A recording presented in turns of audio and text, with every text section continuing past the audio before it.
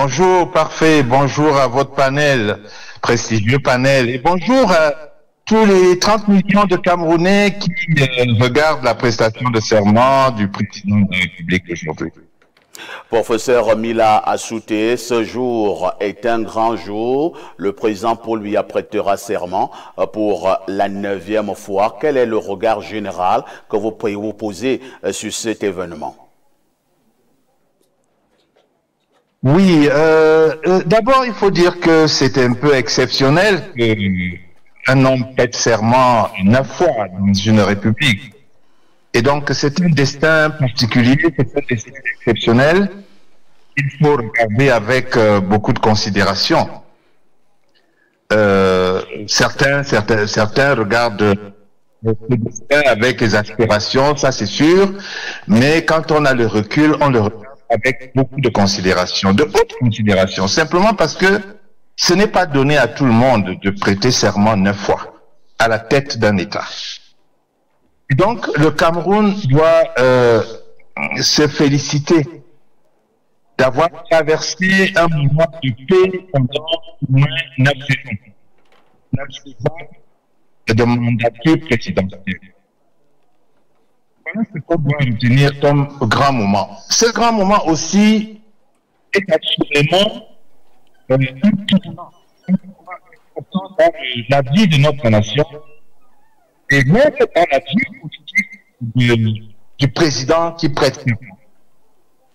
Parce que après 9 serments, il est évident que c'est un tournant pour une destination de fin de la terre. Et donc, c'est un moment historique qui est créé aujourd'hui.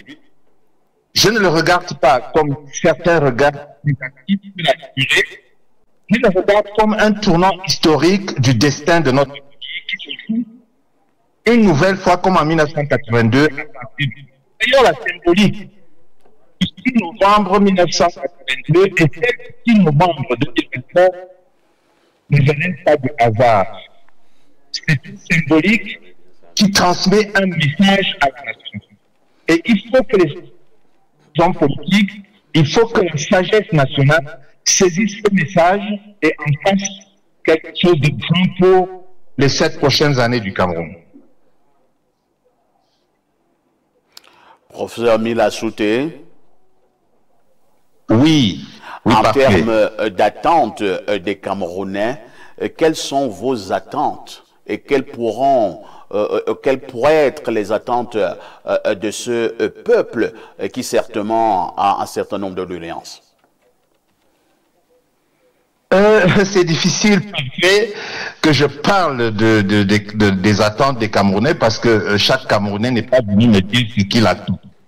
Mais quand on regarde l'état du pays aujourd'hui et les résultats qui traduisent ceux qui sont proclamés par le Conseil constitutionnel, on peut comprendre qu'il y a une certaine exaspération et une certaine colère dans le pays qui s'est exprimée. Parce que, en fait, le message donné au second après le président de la République veut dire qu'il y a une certaine colère. Parce que c'est quand même un score qui n'a pas toujours été atteint par les opposants dans le pays. Ce qui suppose que cette colère a des antécédents avec la situation sociale de notre pays. Et donc, les attentes, tout au moins de cette frange de la population, dont les 35%, semblent nombreuses, et semblent importantes, et le message doit être décortiqué et saisi par le président de la République, qui deviendra, après la prestation de serment, le président de tous les Camerounais, c'est-à-dire ceux qui ont voté pour lui et ceux qui n'ont pas voté pour lui. Je pense, à mon humble avis, et je suis catégorique là-dessus, que la mission qui attend le président de la République au cours de ce mandat est beaucoup plus importante que toutes les missions qu'il a eues précédemment. Au regard de cette colère que je dis, qui s'est exprimée dans le pays.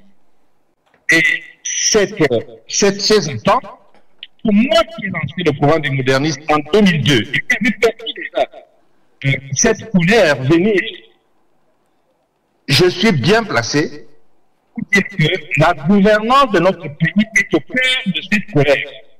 Et que cette gouvernance, même si elle a eu quelques objectifs, hein, parce qu'on ne peut pas dire qu'il ne s'est rien passé, moi je ne suis pas un niaisiste, elle a laissé un goût amer à une catégorie de Camerounais, soit ceux qui s'exilent à l'étranger et qui deviennent des caqueurs ou des opposants irrévérencieux dans la diaspora, même ceux qui sont à l'extérieur du pays et qui souffrent le mal. Professeur Mila Souté. Oui, parfait. On reviendra à vous tout à l'heure. Hein? Le temps pour nous de chercher à avoir des meilleures conditions d'écoute. Hein? Merci et à tout à l'heure. Docteur Hugues François Nana, c'est à vous que nous devons donner la parole.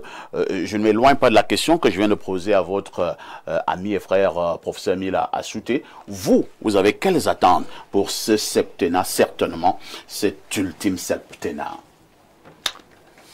Mes attentes sont multiples. Ce n'est pas en tant qu'individu. Je me place du côté du peuple, des populations. Ça, parce qu'il y a des gens qui n'ont pas à manger, par exemple. Moi, j'ai à manger. Donc, je ne peux pas venir parler ici comme si j'étais exactement comme tout le monde. Je voudrais dire au président de la République qui regarde avec vraiment responsabilité et condescendance, avec humilité, les souffrances de son peuple. Parce que voilà un peuple... Qu'il regarde avec condescendance? Non, je parle là, peut-être je suis un chrétien. Peut-être que je mets les mots de... ce n'est peut-être pas le lexique qu'il fallait emprunter. Parce que quand vous demandez à Dieu de regarder avec condescendance votre cas, bon, ce n'est pas le type vous de mettez dans le présent au niveau de Dieu, par exemple. Non, mais de toute façon, on dit dans ma langue, Dieu est au ciel, le président est sur la terre. Le président, surtout, nous avons un régime présidentiel, j'allais même dire présidentialiste. Le président a tout pouvoir pour bouleverser. Un régime présidentialiste, ce n'est pas un atout, hein? Moi, je sais. Je sais de quoi je parle. Je dis que c'est les faits, en fait. Nous sommes un régime présidentialiste. Et je crois d'ailleurs, et je veux peut-être vous choquer, je pense que n'est pas suffisamment fort. Ce régime n'est pas suffisamment fort. Pourquoi je dis ça? Je dis ça parce que, justement, c'est une des choses qu'on demande, que nous demandons au chef de l'État, qui regarde la gouvernance de son pays. Comment les différentes personnes, les différents responsables qu'il met sur les positions de pouvoir, à qui il délègue une partie de ses responsables. Il délègue. Je crois que dans la gouvernance, il y a un certain nombre de règles. L'une de ces règles est le contrôle de la gestion. Il y a d'abord la gestion, hein, n'est-ce pas, en bon père de famille, des affaires qui vous sont soumises, c'est-à-dire tous les problèmes du peuple. Il y a la transparence, c'est d'abord ça. Il y a la transparence dans tout ce que nous faisons. Il y a la responsabilité. La responsabilité n'est pas seulement celle du président. Il faut entendre la responsabilité, le président avec toute son équipe. La responsabilité. Il y a l'obligation de rendre compte. Et je voudrais insister un peu dessus. Ouais. Vraiment. Et là, vous allez chuter. Il faut que le président ait l'habitude de demander des comptes à son équipe. Et il y a la primauté du droit. Et il y a l'équité. Il faut que tout ce que nous faisons, tout ce qu'il va faire au cours de ce septennat, soit encadré par le droit. Et quand je parle du contrôle, je regarde un peu les biens, les ressources du Cameroun. Il faut qu'elles soient bien gérées. Il faut donc que le président contrôle. Très bien. Il faut qu'il contrôle. Et qu'il y ait la justice dans la redistribution des fruits de la croissance. Et surtout, je veux terminer par là, il faut que le président comprenne que nous sommes des francophones et nous sommes des anglophones. Il y a une crise qui frappe durement nos amis, nos frères anglophones. Et je crois qu'il faut insister. Il ne peut pas assister à la naissance de ce conflit et nous laisser dans ce conflit. Je pense que le président, je le supplie, je ne sais pas s'il a eu cet ouvrage que j'ai écrit. J'ai écrit tout.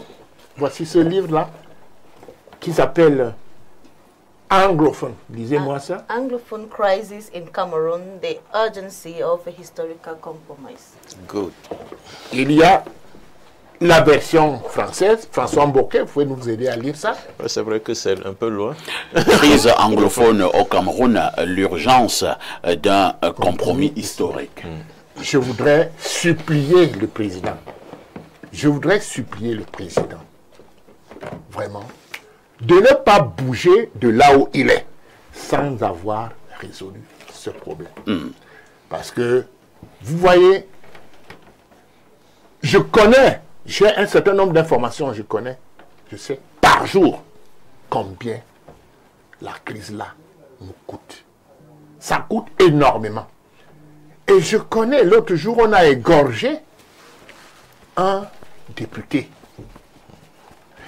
Je connais les enfants qui sont morts là-bas, au nord-ouest et au sud-ouest. Vraiment, c'est une situation à laquelle il faut mettre fin. Très bien, c'est Voilà, compris. Hein. vraiment, Voilà vos attentes. forte. Nous reviendrons tout à l'heure sur les attentes des uns et des autres sur le plateau. Et on dira également un mot sur ce qui avait été promis dans le dernier discours d'investiture le 6 novembre 2018. Une touche pause s'impose.